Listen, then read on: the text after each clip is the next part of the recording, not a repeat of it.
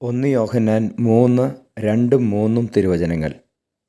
അവിടുന്ന് പ്രത്യക്ഷനാകുമ്പോൾ നാം അവിടുത്തെ പോലെയാകും, അവിടുന്ന് ആയിരിക്കുന്നത് പോലെ നാം അവിടുത്തെ കാണുകയും ചെയ്യും.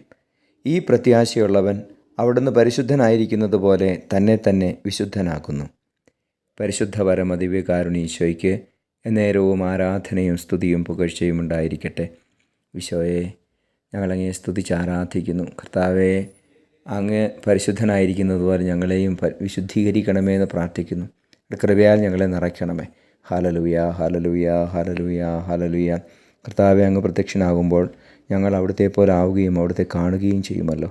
ഞങ്ങളെ വിശുദ്ധീകരിക്കണമേ, ഞങ്ങളുടെ ഹൃദയങ്ങളെ വിശുദ്ധീകരിക്കണമേ. ഹല്ലേലൂയ, ഹല്ലേലൂയ, ഹല്ലേലൂയ, ഹല്ലേലൂയ. ഈശോയെ ആരാധന, ഈശോയെ ആരാധന.